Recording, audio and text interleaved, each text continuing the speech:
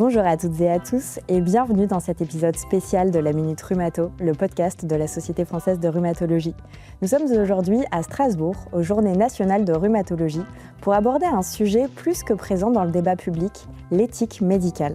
Pour parler de ce sujet, j'ai le plaisir d'accueillir le professeur Jean-François Delfraissy, immunologiste renommé et président du Comité consultatif national d'éthique, ainsi que le professeur Jean Sébillia, rhumatologue et doyen de la faculté de médecine de Strasbourg, qui co-animera cette table ronde à mes côtés. Bienvenue à tous les deux, bienvenue professeur Delfraissy. Bonjour. Professeur Delfraissy, je l'ai dit en introduction, vous avez une carrière remarquable qui est notamment marquée par vos travaux en immunologie, mais aussi votre engagement dans les grands débats éthiques. Est-ce que vous pouvez nous parler de votre parcours ? Oui, j'ai plongé dans l'immunologie quand j'étais jeune interne. Et avec un grand patron de l'époque qui était M. Maxime Seligman, qui était à l'hôpital Saint-Louis à Paris. Et puis, je ne savais pas si j'allais faire de la transplantation, qui était un sujet très, très dans le vent en ce moment-là, ou autre chose. Et finalement, j'ai choisi d'aller, puis les hasards un peu de la vie ont fait que je suis allé faire les interactions entre le système immunitaire et les virus. Et à partir de là, j'ai commencé à travailler sur un certain nombre de ces sujets. Et puis est arrivé le VIH-Sida dans les années 82. Je rentrais juste des États-Unis où j'avais passé un an au NIH. Et j'ai complètement changé à nouveau, puisque je suis devenu un spécialiste des interactions entre l'hôte et le virus. Donc je me décris comme un bébé sida avec des cheveux blancs. Hein. J'ai vécu toute l'épopée du VIH-Sida, à la fois dans ses aspects très noirs, des années où on savait diagnostiquer, mais où on ne savait pas traiter, des années extrêmement terribles, où il y avait déjà des sujets complexes comme la fin de vie de ces sujets jeunes dans les années 90. Puis j'ai connu ensuite les succès à partir des trithérapies à partir de 1996. Et puis ensuite, je suis devenu plus avec une vision, je dirais, de santé publique globale et au sens politique de la santé. C'est où on avait cette notion, les médicaments sont au nord et les patients sont au sud. Il a fallu se battre pour obtenir des crédits pour qu'il y ait une aide internationale pour porter les traitements au sud. Et voilà, j'ai dirigé l'Agence nationale de recherche sur le sida et les hépatites. Et puis voilà comment tout d'un coup une vie passe. Et je trouve qu'elle a été très riche et que j'ai eu beaucoup de chance.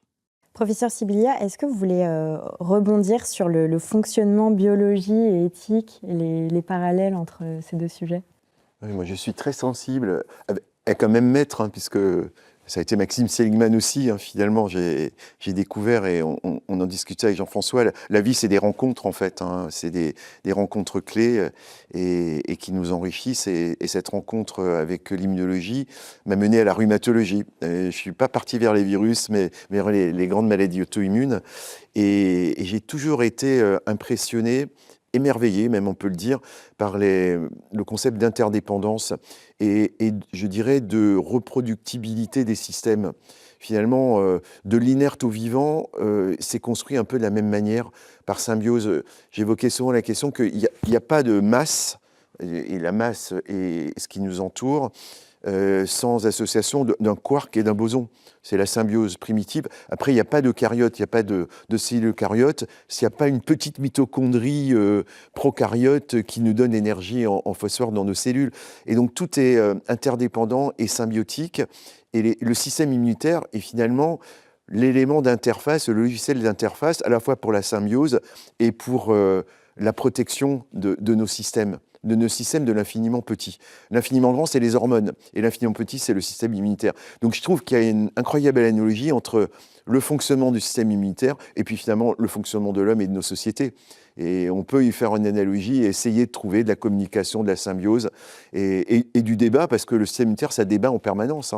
Et je trouve que c'est vraiment quelque chose qu'on peut aussi, on a un point commun, on a envie de communiquer dans notre société une meilleure connaissance de la science, et que la science et la connaissance portent des valeurs.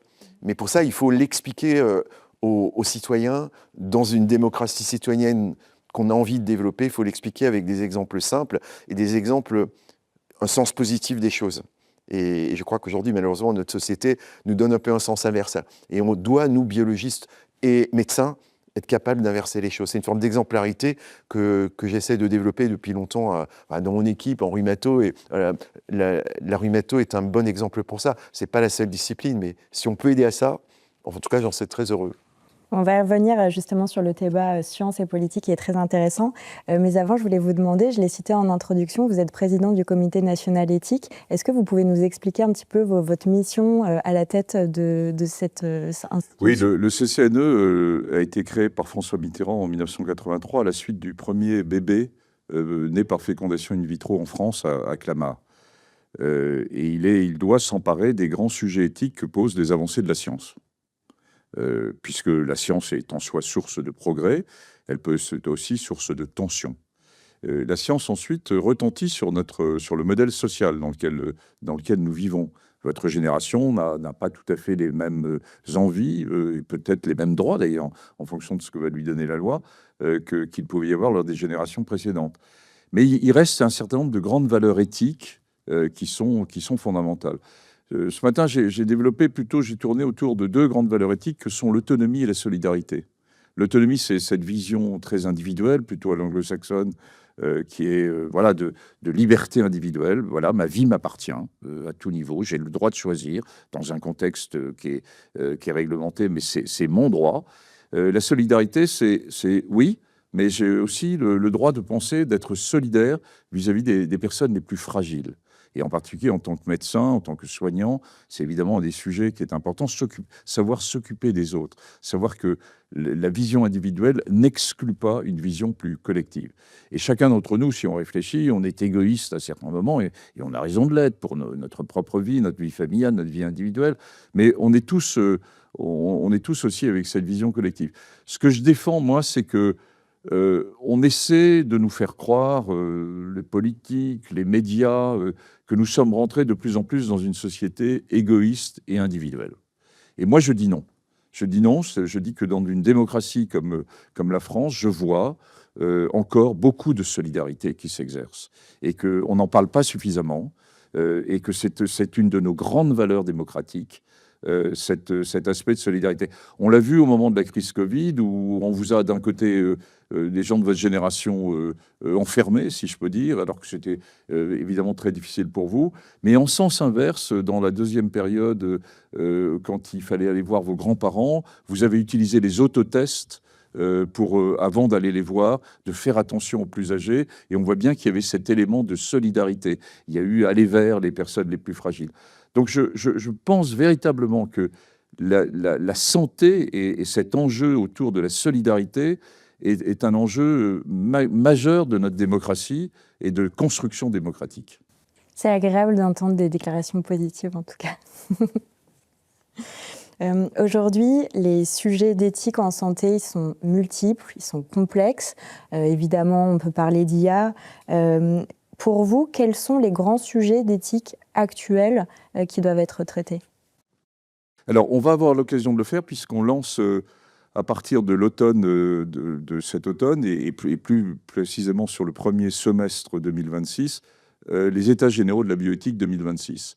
Les États généraux précèdent ce qui sera la construction de la loi de bioéthique qui se fera, elle, après les élections présidentielles de 2027. Mais nous avons souhaité précéder le temps politique pour avoir ce temps de réflexion qu'évoquait Jean autour de la démocratie en santé, c'est-à-dire ce triangle où sur les grandes questions de santé, on a à la fois évidemment la vision de l'expertise, des médecins, des scientifiques, c'est fondamental, mais on a la décision qui est politique, mais aussi on essaie d'écouter dans une certaine mesure la vision citoyenne, et y compris sur des sujets difficiles. Car il faut bien un des enjeux de notre société actuelle, c'est qu'elle est complexe. On veut nous faire croire que c'est blanc ou c'est noir et qu'il faut choisir, c'est faux. Établir une forme de confiance, c'est établir le fait qu'on va pouvoir aborder des problèmes qui sont d'une grande complexité. Et que ce n'est pas la faute des citoyens, ce n'est pas la faute du politique. C'est un ensemble qui fait que la complexité s'est majorée dans les années qui viennent de passer et qu'il faut l'aborder avec une forme de sérénité. Et donc, c'est l'enjeu des États généraux de la bioéthique d'écouter l'ensemble. Alors, sur les sujets eux-mêmes, très rapidement, il y a bien sûr tous les enjeux de neurosciences, les interfaces cerveau-machine. Il y a l'arrivée des organoïdes, ces petits amas de cellules qu'on peut transformer en organes et qui sont la médecine de demain par certains côtés, mais qu'on peut retransformer aussi en gamètes mâles ou en gamètes femelles pour faire un embryon complètement de novo in vitro, et qui là pose une question quand même de ligne rouge, de savoir où on veut aller. Il va y avoir des questions qui vont se poser autour de l'homme augmenté, avec toutes les questions qui se posent autour de l'utilisation des tests génomiques. À Strasbourg, c'est une des grandes villes du génome en France, avec toute une école, et de l'utilisation des tests génétiques en préconceptionnel, de l'utilisation des tests génétiques à visée prédictive de façon beaucoup plus large ou pas, en fonction de ce qui pourrait être décidé par rapport à la loi actuelle. Voilà quelques sujets, et bien sûr des enjeux de numérique et santé qui seront importants. Enfin, on va aborder des sujets plus transversaux, qui seront par exemple santé-environnement, et l'interaction de l'un vers l'autre, etc. Santé en Outre-mer, qui pose des questions très particulières et difficiles, mais qui, je pense, qui n'ont jamais été abordées. Je pense que c'est le moment de le faire. On voit bien le contexte de l'Outre-mer à tout niveau qui est difficile. Et puis aussi cet aspect de comment passe-t-on d'une transition, je dirais, intergénérationnelle, à la fois d'un côté de la baisse de la natalité, parce que les jeunes générations, pour des raisons multiples, ont une inquiétude vis-à-vis de la natalité, et de l'autre côté, une augmentation de la durée de vie, et comment on reste dans ce modèle où on essaie de garder une forme de solidarité intergénérationnelle, qui est la base de notre système de santé, qui est la base de notre... Et donc, s'il est de notre système de santé, moi, je vais plus loin. Je dirais que pour la France en particulier, mais pas que, c'est la base de notre système démocratique. Professeur Sibilia, qu'est-ce que vous réagissez? Avec un sujet, Jean-François, je crois que vous allez aussi adresser, qui est un sujet de société, c'est le souhait de la société de l'accès aux soins, de l'accès à l'innovation et de l'accès au traitement. Et on en a parlé avec, là, une inquiétude. Je pense qu'on a la même vision philosophique du monde. C'est arrêtons de voir les ondes négatives et voyons aussi l'incroyable, j'appelle ça souvent l'altruisme muet, en fait, parce que muet ou discret, et qu'on ne voit pas forcément. Et il y a vraiment des choses absolument incroyables, mais aussi des dangers. Et il y a une véritable rupture de l'accès aux soins, mais de l'accès au traitement et de l'accès à l'innovation. Quand on voit le coût des traitements, la difficulté, c'est extraordinaire. D'un côté, c'est assez schizophrénique. On a un développement, on peut lire le New England toutes les semaines. Et tu l'as évoqué pendant ta conférence, et c'est bluffant, tout ce qu'on peut faire aujourd'hui. Et on a l'impression que l'écart se creuse entre la capacité à faire, le coût de ce que ça représente, et l'accès qu'aura le citoyen sans moyens ou avec des moyens normaux à tout ça. Et ça, je pense que c'est un enjeu de société, parce que c'est un enjeu démocratique et c'est un enjeu de nos démocraties. Et ça, je crois qu'il faut vraiment que nous, les médecins, on s'intéresse à ce sujet-là. Alors, vous l'avez dit, l'avenir nous réserve de grands débats éthiques avec des avancées aussi scientifiques que technologiques.